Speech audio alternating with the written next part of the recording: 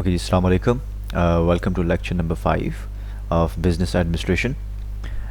इस लेक्चर में we will be covering the human resource management section या जैसे human resource section भी कहा जाता है. मैंने इसको दो parts में divide किया हुआ है. In part 1, the following topics will be covered, which is the role of human resource management in organizational performance, functions of HRM के क्या functions हैं, कैसे operate करता है, एंड जॉब एनालिसिस में कौन से मेथड्स हम इस्तेमाल करते हैं और क्या प्रोसेस होता है एक जॉब को एनालाइज करने में.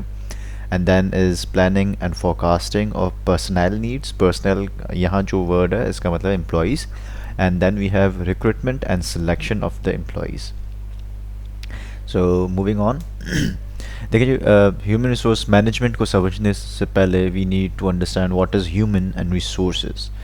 ह्यूमन रिसोर्स बिज़नेस के दायरे में यूज़ किया जाता है. हम जब भी रेफ़र करते हैं इंडिविजुअल्स, वो एम्प्लॉयज़ जो आपके ऑर्गेनाइजेशन के अंदर काम कर रहे हो या ऑर्गेनाइजेशन से रिलेटेड काम कर रहे हो और जिनकी जो भी एक्टिविटीज़ हैं उनका बेसिक फंक्शन ये है कि जी ऑर्गेनाइजेशन का सक्सेस हो. So it's basically an umbrella term dealing with the management and the development of the employees of an organisation. Crux जो है ह्यूमन रिसोर्स का यही है. एक सक्सेसफुल ह्यूमन रिसोर्सेज की मैनेजमेंट यही होती है कि भाई इट इज़ इम्पॉर्टेंट कि आपके पास सही बंदा सही जगह पे हो और सही टाइम पे काम करे to reach the organisation's success. When you speak about the right people, it's about वो लोग जिनके पास प्रॉपर नॉलेज हो, स्किल सेट हो, एक्सपर्टीज़ हो और सही जगह पे एक जो मैनेजर है जिसको मार्केटिंग का पता है वो मार्केटिंग डिपार्टमेंट में ही हो at the right place and at the right time. ऐसे ना हो कि जिस वक्त आपको ज़रूरत हो उस वक्त एम्प्लॉयज़ नहीं ला रहे या you are bringing them too early or you are bringing them too late. Usually known as HRM stands for human resources management. What is HRM? हमने ह्यूमन रिसोर्स समझ लिया. अब मैनेजमेंट से कैसे लिंक करेंगे हम इसको? देखिए जी, मैनेजमेंट एक प्रोसेस है, स्ट्रेटजी रिलेटेड होता है. इसी तरह से ह्यूमन रिसोर्स मैनेजमेंट जो है वो एक स्ट्रेटजी होती है आपकी जो कि इंटीग्रेट करती है, मिलाती है employment development of the organisation and development of the employees, ये तीन चीज़ों को. ठीक है जी. मकसद क्या है HRM का? दैट इज़ वो तो चले डेफिनेशन हो गई. HRM का मकसद ये होता है कि जी ऑर्गेनाइजेशन की जो सक्सेस है वो हम इफ़ेक्टिवली उसको ग्रास्प करें, हम उस गोल को अचीव करें. So moving on to the first topic, role of HRM in organisational performance. सबसे पहले देखते हैं ऑर्गेनाइजेशन परफॉर्मेंस है क्या. How do you gauge a performance? आपको पता कैसे चले? How do you measure a performance? So performance is what has been achieved and how it has been achieved. एक ऑर्गेनाइजेशन की परफॉर्मेंस, एक ऑर्गेनाइजेशन ने अगर अपना टारगेट एक अचीव किया है, let's say 1 crore rupees sales का इन अ ईयर, तो उन्होंने किस तरीके से अचीव किया, उसमें कौन सी रिसोर्सेज उन्होंने यूटिलाइज़ की, कौन से एक्सपर्टीज़, कौन से लोग उसमें, at what cost, at what expense did they achieve what ever target was set. की परफॉर्मेंस इंडिकेटर्स के थ्रू आपकी फाइनेंशियल रिजल्ट्स या प्रोडक्टिविटी, दो ही आपके पास इंडिकेटर्स हैं जिनके थ्रू आप जो है मेजर करते हैं जी परफॉर्मेंस हमारी बड़ी अच्छी है. फॉर एग्जांपल, अगर आप प्रोडक्टिव एक कंपनी है, एक मैन्युफैक्चरर है, तो आप देखेंगे जी हमारा जो मकसद था इस साल में 10 लाख यूनिट्स बनाना था.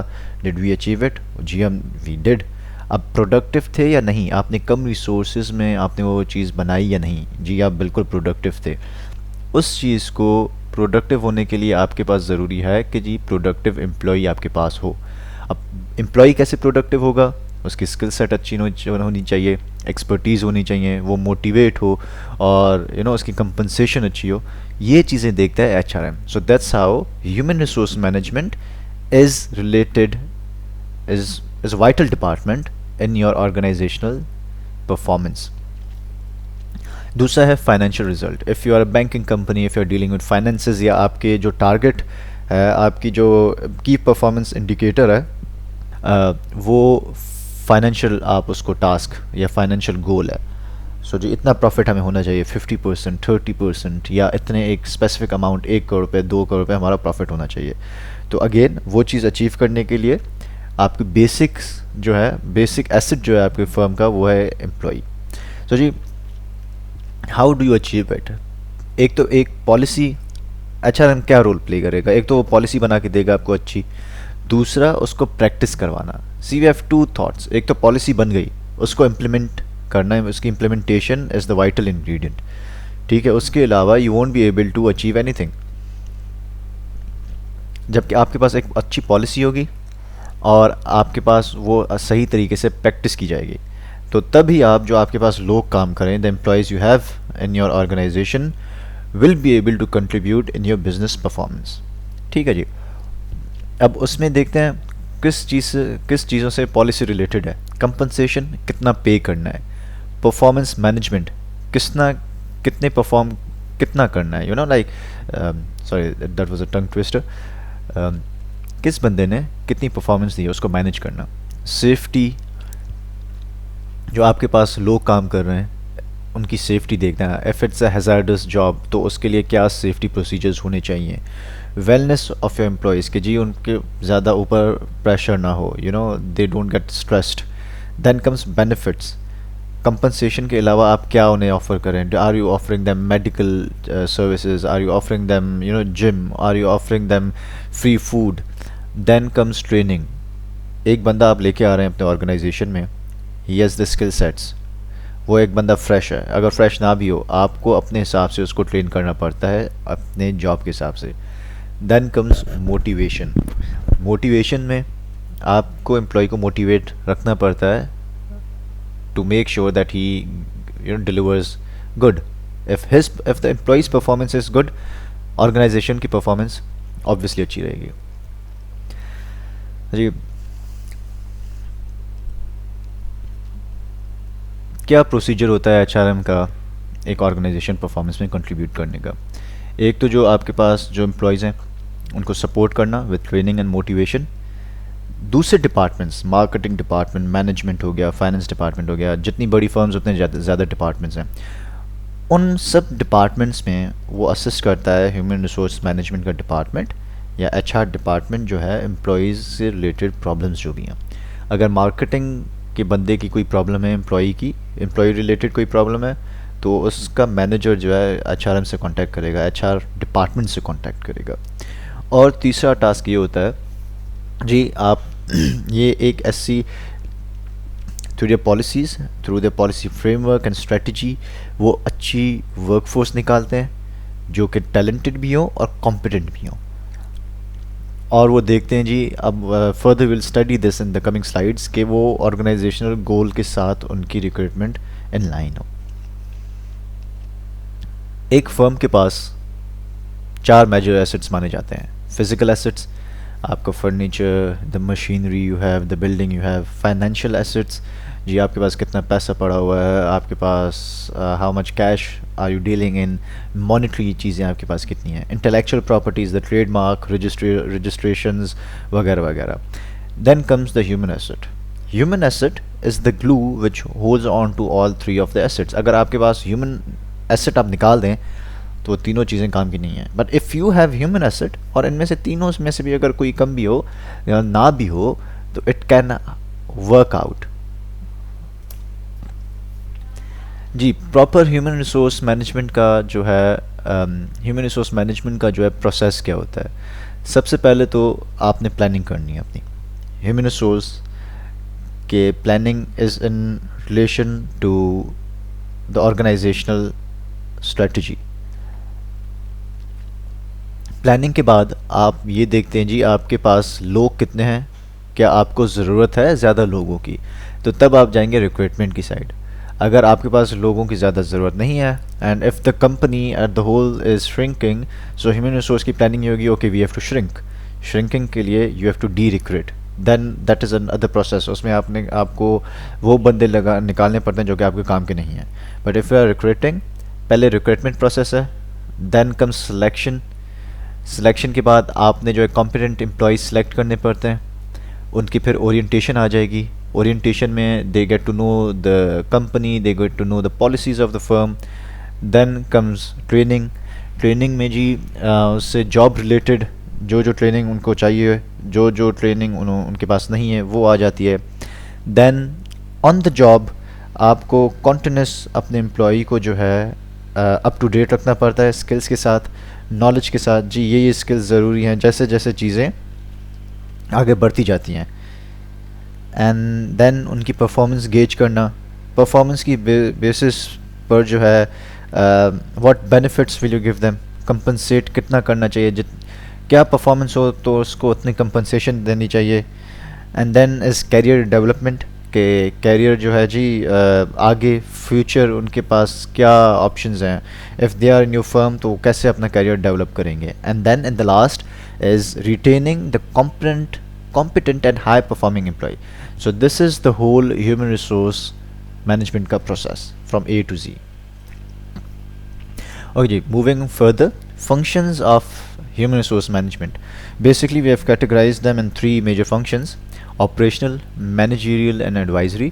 Operational में recruitment, obviously recruitment and selection है। वैसे तो रिक्रूटमेंट एंड सिलेक्शन देखें जी, रिक्रूटमेंट तो इसमें यह आ जाता है कि आपने कौन से लोग रिक्रूट करना है, कैसे लोग रिक्रूट करना है, एंड सिलेक्शन होता है उनको सिलेक्ट करना। वो रिक्रूटमेंट इज़ द प्रोसेस कि जी उसमें आप एम्प्लॉयज़ को कैंडिडेट्स को अपनी तरफ लेके आते हैं, and selection is the process जहाँ आप वो सिलेक्ट करते हैं। इनको फर्दर डिटेल में हम अगली स्लाइड्स में पढ़ेंगे। Then comes induction and orientation. Induct करना, helping them get to know the policies. Orientation is the process where they visit your organization, they get to know the organization. Comes T&D, training and development.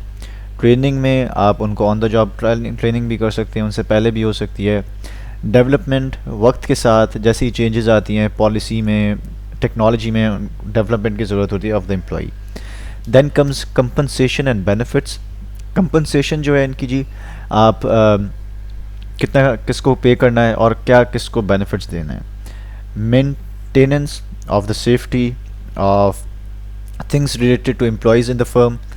Industrial relations, industrial relations जैसे कि trade union है आपके पास worker unions हैं throughout the industry. अगर employ से related problems है वो भी HR डिपार्टमेंट देखता है। And last but not the least, motivation. Obviously एक मोटिवेटेड एम्प्लॉय बहुत ज़रूरी होता है। So these are the operational functions. Then comes managerial functions which are self-explanatory. Planning, organizing, staffing. Staffing इसमें जी एक्स्ट्रा डाला हुआ है। Staffing is like कहाँ किस डिपार्टमेंट में कितनी स्टाफ की ज़रूरत है। Then comes directing and controlling. Advisory, दो चीज़ों में हम एडवाइस करते हैं from the point of view of HRM। एक एडवाइस दी जाती है टॉप मैनेजमेंट को, जी पॉलिसीज़ में आप ये चेंजेस ले आ सकते हैं, this is going on in the market. And advice to the departmental heads कि भाई इस तरीके से आप अपने एम्प्लॉय को रिटेन कर सकते हैं, इस तरीके से आप उनको मोटिवेट कर सकते हैं, and this would be the best possible way. So हमारा तीसरा टॉपिक था job analysis, the process and method of it. So कुछ इंटर रिलेटेड टर्म्स हैं, उनको हम पहले क्लियर कर लेते हैं। Job analysis is the procedure, उसमें आप ये देखते हैं जी कौन से ड्यूटीज़ एंड स्किल्स रिक्वायर्ड हैं एक जॉब के लिए और किस तरह का बंदा जो है हायर किया जाए। So it's a two way thing. एक पार्ट में आप ये देखते हैं कि जी एक जॉब जो है, फॉर एग्जांपल एक मार्केटिंग मैनेजर की जॉब है, तो उसमें कौन सी स्किल्स एंड ड्यूटीज़ रिक्वायर्ड होंगी, एंड सेकंड पार्ट किस तरह का बंदा जो है उसमें आप हायर कर सकते हैं। देन जॉब एनालिसिस के बाद जो है, जब कंप्लीट हो जाता है जॉब एनालिसिस का प्रोसेस, तो then you have job description and job specification. हमारे पास job description, this is one by product of job analysis. इसमें आप ये देखते हैं जी जॉब की जो भी जॉब में ड्यूटीज़, रिस्पॉन्सिबिलिटीज़, कौन किसको रिपोर्ट करेगा, कैसे रिपोर्ट करेगा, वर्किंग कंडीशंस क्या होनी चाहिए, और उस पर उनके ऊपर अगर सुपरवाइज़र है तो उसकी क्या रिस्पॉन्सिबिलिटी होनी चाहिए। That comes in the job description. Then job specification which is the other part of it. इसमें आ जाती हैं ह्यूमन रिक्वायरमेंट्स। जॉब डिस्क्रिप्शन में तो आपने डिस्क्राइब कर दिया जॉब को, जी ये जॉब है, इससे ये चीज़ें रिलेटेड हैं। जॉब स्पेसिफिकेशन में जो है ह्यूमन रिक्वायरमेंट्स आ जाती हैं, जो बंदा आप एम्प्लॉय कर रहे हैं तो उसकी एजुकेशन क्या होनी चाहिए, स्किल्स क्या होनी चाहिए, उसके पास कौन सी पर्सनालिटी होनी चाहिए। सो जॉब एनालिसिस के दो बाय प्रोडक्ट्स हैं। सो जॉब एनालिसिस है क्या? It is a process of studying and collecting information, जो भी ऑपरेशंस एंड रिस्पॉन्सिबिलिटीज़ हैं स्पेसिफिक जॉब की। कौन कौन सी चीज़ें देखते हैं? आप देखते हैं कि जी ड्यूटीज़ क्या है, रिस्पॉन्सिबिलिटी क्या है, एक ऑपरेशंस ऑफ द जॉब क्या है, material and equipment required in the job. जी अगर ड्यूटी क्या, किसको क्या करना है, और उसके मातहत क्या क्या चीज़ें आती हैं। एक जॉब करते हुए कौन कौन सी ऑपरेशंस देखनी पड़ेंगी उस जॉब के अंडर, एंड उस जॉब से रिलेटेड अगर कोई मटेरियल कौन सा यूज़ होगा एंड इक्विपमेंट कौन सी यूज़ होगी, या रिक्वायरमेंट क्या क्या है। जी जॉब एनालिसिस को जो इन्फॉर्मेशन है, जैसे मैंने पहले डिस्कस किया है, पहले आप जॉब एनालिसिस होता है, उसके बाद आपके पास जॉब डिस्क्रिप्शन बनती है और जॉब स्पेसिफिकेशन बनती है। क्या काम करना है और कौन सा बंदा लेके आना है। वो कहाँ कहाँ यूज़ होती है? वो जी आपकी रिक्रूटमेंट एंड सिलेक्शन में, परफॉर्मेंस अप्रेजल, कि जी इस बंद एक स्टैंडर्ड बन जाता है ना, कि ये जो हमने ड्यूटीज़ और रिस्पॉन्सिबिलिटीज़ की थी, क्या वो बंदे ने मुकम्मल की है या नहीं। आप उसकी बेसिस पे उसको उसकी परफॉर्मेंस को आप जज करते हो। जॉब इवेल्युएट करते हैं आप कि wage and salary decision, compensation कितनी होनी चाहिए, और फिर उसी बेसिस पे जो ड्यूटीज़ हैं या रिस्पॉन्सिबिलिटीज़ हैं, काम कैसे करना है, उससे काम करने से रिलेटेड कौन कौन सी ट्रेनिंग एक बंदे को होनी चाहिए। Okay, ji before there are okay ji there are basic terminologies which we need to understand. एक task, then comes duty and then comes position. Task is one distinct activity, कोई एक एक्टिविटी जो आप एक वर्क पर्पस के लिए करें। इसी तरह ड्यूटी जो है, there are number of tasks involved in it, and the position is refers to one or more duties to be performed by an employee. Objectives क्या हो सकते हैं जॉब एनालिसिस के? वर्क सिंप्लीफिकेशन, कि जी जितना वर्क सिंप्लीफाई हो उतना ज़्यादा बेहतर है, इट विल बी ईजियर। जितने हम जॉब को जो है जितने ज़्यादा पोजीशंस और ड्यूटीज़ में डिवाइड कर सकें उतना ज़्यादा बेहतर है। सिंप्लीफाई होगा, सिंपल चीज़ें होंगी तो लोग ज़्यादा आसानी से कर पाएंगे। इस्टेब्लिशमेंट ऑफ वर्क स्टैंडर्ड्स, जब जॉब एनालिसिस एक स्टैंडर्ड्स बनाता है जिसके बेसिस पे हम वर्क परफॉर्मेंस इवेल्युएट करते हैं एंड देन परफॉर्मेंस अप्रेज करते हैं। उसके बाद सेफ्टी ऑफ द ऑर्गेनाइजेशन, हमें पता होता है कि जी इस जॉब में कहाँ कहाँ हैज़र्डस जॉब्स हैं, कहाँ कहाँ नुकसान हो सकता है, कौन सा नुकसान हो सकता है। And then supporting the HR activities. पहले तो आपने ऑर्गेनाइज और प्लान करना पड़ता है आपका जॉब एनालिसिस का प्रोग्राम, कौन करेगा, किस टाइम पीरियड में होगा, और उसके टारगेट्स क्या होंगे। Objective of the job analysis is कि जी किस तरह की डेटा आपने कलेक्ट करनी है और कहाँ कहाँ से आप कलेक्ट करेंगे। उसके बाद priorities for the job to be analysed, आप किस जॉब को आप फोकस कर रहे हैं। कि देखें जी बात ये होती है कि there are lots of jobs in an organisation, so आप सब तो नहीं कर सकते analyse, so you have to take a chunk or sample of it, then you have to start collecting job information, and then finally आपके पास आ जाता है job description and job specification. जी methods of job analysis, traditionally 3 approaches हैं।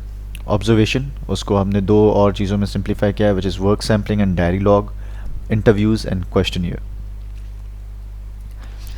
जी observation में क्या होता है? ऑब्जर्वेशन में कोई बंदा या सुपरवाइज़र या जो पर्सन बंदा खुद है वो ऑब्ज़र्व करता है कि जी अगर ये मैं काम कर रहा हूँ, एक पर्टिकुलर जॉब कर रहा हूँ, तो मुझे कितना टाइम लग रहा है और मेरी फीलिंग्स क्या हैं उसमें, and what I am thinking,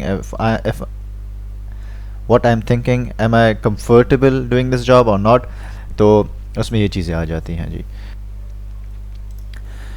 ठीक है जी। ऑब्जर्वेशन जो है ज़्यादातर अमूमन जो रिपीटेटिव जॉब्स हैं उसके लिए ज़्यादा वो किया जाता है, and it's like it is time consuming, but at the same time आपको एक फ़र्स्ट हैंड ऑब्जर्वेशन मिल जाती है, फ़र्स्ट हैंड आपको एक्सपीरियंस मिल जाता है।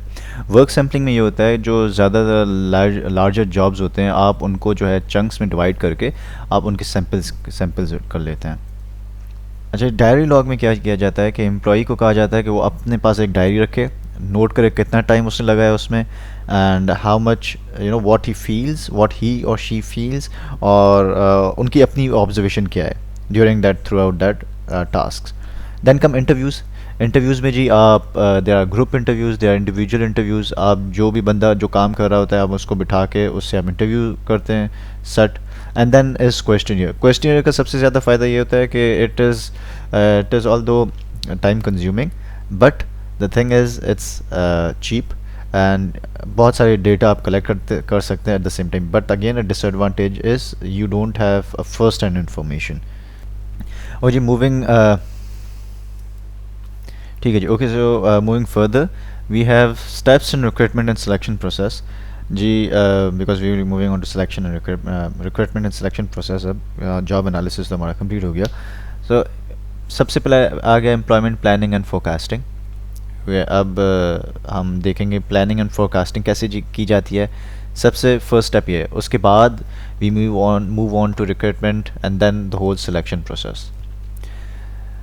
एम्प्लॉयर की स्ट्रेटजी को अपने प्लान से मिलाना एचआरएम का भी काम है। एम्प्लॉय की क्या स्ट्रेटेजिक प्लान है, क्या हमने डाइवर्सिफाई करना है, डाइवर्सिक वर्क फोर्स रखनी है, क्या हमने इंटीग्रेट करना है vertically, you know we have to move people here and there, do we have to expand geographically. अगर हमने एक्सपेंड करना है तो हम उस हिसाब से एचआर अपना प्लान बनाता है। आप दूसरे बहुत सारे जियोग्राफिकल लोकेशंस के लोगों को अपने पास रखने के लिए प्रिपेयर करते हैं अपने आप को।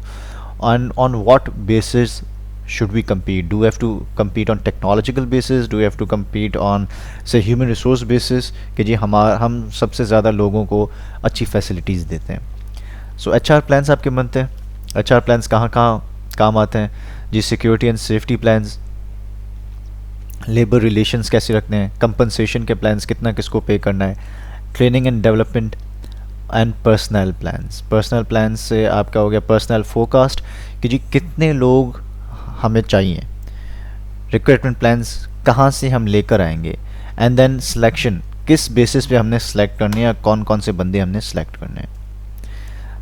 एम्प्लॉयमेंट और पर्सनल प्लान जी बेसिकली इज़ के व्हाट पोजीशंस, कौन सी पोजीशंस हम फिल करेंगे और कैसे फिल करेंगे। Then there are two more things, succession planning. Succession planning जब भी आप वर्ड सुने, it is specially for top executive jobs, उनको कंपनीज में कैसे फिल किया जाता है। फोरकास्टिंग इज़ जी के जैसे हम वेदर फोरकास्ट करते हैं, हम दूसरी चीज़ें फोरकास्ट करते हैं, इसी तरह एम्प्लॉयमेंट भी फोरकास्टिंग में एचआर में काम आती है जी। हमने कितना स्टाफ चाहिए अपनी ऑर्गेनाइजेशन के गोल्स मीट करने के लिए। So there are 3 methods. Trial analysis, उसमें जी क्या होता है कि आप फ्यूचर नीड्स प्रिडिक्ट करते हैं based on previous employment figures. Ratio analysis, आप एक कैजुअल फैक्टर निकालते हैं कि जी आपने रेशो बना देते हैं कि अगर आपने ये गोल है तो आपको इतने एम्प्लॉयज़ चाहिए होंगे। फॉर एग्जांपल इफ़ 80 लाख रुपए जो है अगर आपका टारगेट है और एक आपका जो है एम्प्लॉई 8 लाख कमाता है, अगर आपने 80 लाख और लगाने सेल्स डिपार्टमेंट ने 8 लाख के हिसाब से आपका रेशो बनता है, तो आप 8 और लोग 10 और लोग लेकर आएंगे। Scatter plot, scatter plot is basically a geographical method. उसमें आप दो वेरिएबल्स की अपने आपस में रिलेशन देखते हैं। यहाँ पे जो स्कैटर प्लॉट यूज़ किया हुआ है, this one is actually there is a relationship between hospital size and hospital and the number of nurses required. नीचे आप देख रहे होंगे 200-400 से लेकर 1400 तक आपके पास नंबर ऑफ़ बेड्स हैं, और उसको मीट करने के लिए आपको यहाँ से नंबर ऑफ़ नर्सेज हैं। So if there are 200 number of beds, तो आप देख लेंगे 200 से कुछ ज़्यादा आपको 240 नर्सेज की रिक्वायरमेंट है।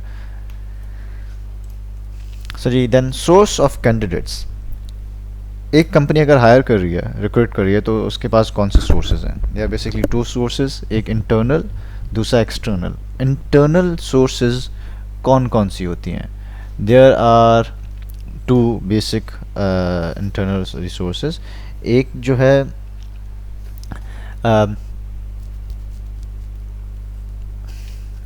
एक तो जी आपके पास हो गया through use of qualification inventories. Qualification inventories क्या है? क्वालिफिकेशन इन्वेंटरीज इज़ बेसिकली आप के पास जो भी लोग काम कर रहे होते हैं, आप उनके स्किल्स, उनकी बैकग्राउंड, उनकी स्टडीज़, आपके पास इन्वेंटरी आप बना के रखते हैं। So then you have personal replacement charts कि अगर कोई बंदा अगर चला जाता है तो हम उसको कैसे रिप्लेस करेंगे from within the organisation. And then we have position replacement charts. Position replacement charts are for top executive levels. देन आ जाता है, क्योंकि अगर ज़्यादा बड़ी फर्म्स हैं तो मैन्युअली तो क्वालिफिकेशन इन्वेंटरीज नहीं रख सकती। Then we have specific computerise programs जिसको हम ह्यूमन रिसोर्स इंफॉर्मेशन सिस्टम कहते हैं। फिर आ जाता है जी एक्सटर्नल। अब एक्सटर्नल में तो फैक्टर्स कुछ ऐसे अफेक्ट करते हैं जी, अनएम्प्लॉयमेंट रेट कितना है। जिस मुल्क में अनएम्प्लॉयमेंट रेट ज़्यादा है तो वहाँ तो आपके पास source of candidate, external candidate बड़ी आसानी से आ जाएगा। फिर अगर अनएम्प्लॉयमेंट रेट कम है फिर तो आपके पास लोग ही नहीं है बाहर मार्केट में। ऑब्वियसली अगर अनएम्प्लॉयमेंट कम है तो मतलब लोग कम है मार्केट में जो कि जॉब ढूंढ रहे हैं, then it's a tough job for the organisation. Specific occupation availability, ये अगर एक स्पेसिफिक आप ऑक्यूपेशन के लिए बंदा ढूंढ रहे हैं तो क्या वो बाहर मिल पाएगा आपको या नहीं। अब दिस इज़ लाइक, ऐसे हम पहले चार्ट एक बना हुआ है जिसको रिप्लेसमेंट चार्ट कहा जाता है, पोजीशन रिप्लेसमेंट चार्ट। तो आप देख रहे हैं जी एक डिवीज़न का वाइस प्रेसिडेंट है, अगर ये बंदा यहाँ से जा रहा है तो who is the next in line. आप प्रेजेंट परफॉर्मेंस देख लें, आउटस्टैंडिंग, सेटिस्फैक्टरी, नीड्स इम्प्रूवमेंट। तो जी इसकी प्रेजेंट परफॉर्मेंस आउटस्टैंडिंग है, इनकी जो है सेटिस्फैक्टरी और इनकी need improvement. Promotion potential, ready now, needs further training, questionable. ये बंदा तो आउट ऑफ जोन है, दोनों रेड में, ये क्वेश्चनेबल भी है, इसको इम्प्रूवमेंट की भी ज़रूरत है, इसको ज़्यादा और ट्रेनिंग की ज़रूरत है, दिस पर्सन इज़ रेडी। सो ये जो है मैनेजमेंट रिप्लेसमेंट चार्ट है कि अगर ये बंदा चला जाता है the next in line is vice president production, जो कि डिवीज़न की वाइस प्रेसिडेंट की जगह ले सकता है। So that's how these charts work. जी अब आ जाता है रिक्रूटमेंट एंड सिलेक्शन प्रोसेस। सबसे पहले तो रिक्रूटमेंट है, आपने ये डिसाइड करना है कि कौन सी आपने पोजीशन आपको चाहिए, वो कहाँ से आएगा, पर्सनल प्लानिंग एंड फोरकास्टिंग से। आप देखेंगे जी हमें 10 और सेल्स पर्सनस की ज़रूरत है, आपने फोरकास्ट कर लिया थ्रू रेशियो एनालिसिस। फिर आप उस हिसाब से पूल ऑफ कैंडिडेट्स बनाएंगे थ्रू इंटरनल या एक्सटर्नल कैंडिडेट्स को मिला के, या दोनों को मिला के भी कर सकते हैं। देन उनको आप एप्लीकेशन फॉर्म्स देंगे, जो कि जैसे कहा जाता है जी आप फॉर्म भरें, यू अप्लाई, या आप सीवी हमारे पास जमा करवा दें। देन इनिशियल स्क्रीनिंग चलती है, उसके बाद सिलेक्शन टेक्निक्स होती हैं जैसे कि बैकग्राउंड इन्वेस्टिगेशन हो गया, एग्ज़ाम्स फिजिकल या रिटन एग्ज़ाम्स हो गए, एंड देन फाइनली आप उनको ऑफ़र करते हैं। And there are team interviews at times, and पहले एक कंडीशनल ऑफ़र होती है, देन एक फाइनल परमानेंट ऑफ़र की जाती है। So, what is recruitment? What is selection? Recruitment is the process of discovering potential candidates for actual or anticipated organizational vacancies. Ji so आपने ये देखना है अभी क्या एक्चुअल वैकेंसीज हैं या फ्यूचर में होनी है। सो आप पोटेंशियल जो है कैंडिडेट्स की जगह पे भी एम्प्लॉय कर दें। आप पोटेंशियल एम्प्लॉय देख रहे हैं, आपको पक्का नहीं है कि ये बंदा होगा, पर आप पोटेंशियल देख रहे हैं, हो सकता है हो जाए। Then come selection. Selection is the main thing. Recruitment के दौरान तो आप सिर्फ बंदे अपनी तरफ लेकर आते हैं फर्म में, यू सिर्फ invite them, you don't select them. Selection में आप फिर उनको एवेल्यूएट करते हो और सही बंदे को लगाते हो जॉब पर। Then factors affecting recruitment efforts. External supply of workers, क्या आपके पास इतने सप्लाई ऑफ वर्कर्स हैं, या आउटसोर्स तो नहीं हो रही जॉब्स आपके इलाके में, क्या आपके पास इतने क्वालिफाइड कैंडिडेट्स हैं। ये एक्सटर्नल फैक्टर्स हैं जो कि अफेक्ट करते हैं रिक्रूटमेंट एफर्ट्स को। दूसरे फैक्टर्स क्या हो सकते हैं, दूसरे हैं कि जी आपकी जो रिक्रूटमेंट है क्या आपके स्ट्रेटेजिक गोल से मिल रही है। ऐसा तो नहीं है कि जी आपने एक्सपेंड करना है geographically and you are looking for diverse work force, but आपके पास वहाँ कंसिस्टेंसी नहीं है because you don't have diverse people in your area और there aren't much people available in the area. And दूसरा है types of jobs recruited and recruitment methods. Non recruitment HR issues and policies. Recruitment के अलावा, selection के अलावा क्या HR के issues क्या हैं, क्या ह्यूमन रिसोर्स आपके पास बंदे जो है उनकी पॉलिसीज़ अच्छी हैं, ह्यूमन रिसोर्स डिपार्टमेंट की लोग are they satisfied over there. Then public image, is the image of the public is the image public image of the firm, is the firm in a positive image. जैसे Nestle हो गया या ऑलपर्स हो गया, उसकी public image बहुत अच्छी है हमारे यहाँ, people would run to get a job over there. But if there is a firm which is blacklisted या जिसकी पब्लिक इमेज रिसेंटली अच्छी नहीं रही, people won't go to that firm. And then obviously you have to consider the employment laws. Ji employment law आपको क्या करे, जैसे किन ममालिक में there's a ratio you have to maintain. If you are an international multinational firm, you have to have like 50 or 60% of the locals over there, and then 40% or 30% of other people in it. Centralised recruitment, दो तरह की recruitments होती हैं if you are a big firm. उसमें क्या होता है जी, एक तो स्ट्रेटेजिक प्रायोरिटीज़ आपकी फैसिलिटेट हो जाती हैं, आप ओवरऑल थ्रू आउट एक ही चीज़ अप्लाई कर सकते हैं, आपका एम्प्लॉयमेंट का जो ब्रांड है वो स्ट्रेंथन हो जाएगा। क्योंकि सेंट्रली जब आप एक बंदे को उठा रहे हैं, you are working in Europe, you are working, there is a firm working in Europe, in Asia, and they are picking up people from different places. So उसमें ये होगा कि जी उनके एम्प्लॉयमेंट का ब्रांड बड़ा स्ट्रांग होगा, बिकॉज उनके employees locally नहीं जाने जाएंगे, इंटरनेशनल फर्म से जाने जाएंगे। एचआर एक्टिविटीज़ की डुप्लीकेशन नहीं होगी ऑब्वियसली, अगर सेंट्रलाइज हो रहा है, हर कोई अपने एरिया में नहीं कर रहा है एंड एक सेंटर से ही हर चीज़ हो रही है, तो एचआर एक्टिविटीज़ की डुप्लीकेशन का कम होना मतलब कॉस्ट आपकी कम हो रही है। इसी तरह कॉस्ट भी स्प्रेड हो जाती है और एक्सपर्ट्स आपके पास आ जाते हैं। You know, you when you are recruitments, when you are doing recruiting centrally, तो आपके पास एचआर एक्सपर्ट्स की team, you pick out the best team. आपके पास ये नहीं होता जी फ़लाँ एरिया से आपने एक अच्छा बंदा एक्सपर्ट एचआर का उठा लिया, फ़लाँ डिवीज़न से उठा लिया, फ़लाँ डिवीज़न से उठा लिया, सो you have a team of experts. अच्छे स्टैंडर्ड्स बन जाएंगे तो अच्छे आप मेजर कर पाएंगे परफॉर्मेंस को, और इसी तरह आपके पास एक शेयरिंग ऑफ पूल हो जाता है। सेंट्रली जब आपके पास होता है, you have all the data, so you can share the pool of candidates throughout your firms wherever they are working, in whichever country or in whichever area they are in. अगर autonomous organizations, if your organization is a multinational or international but is autonomous, हर कोई division अपने हिसाब से काम कर रहा है, तो जी बेहतर ये होता है कि डिसेंट्रलाइज अप्रोच यूज़ की जाए।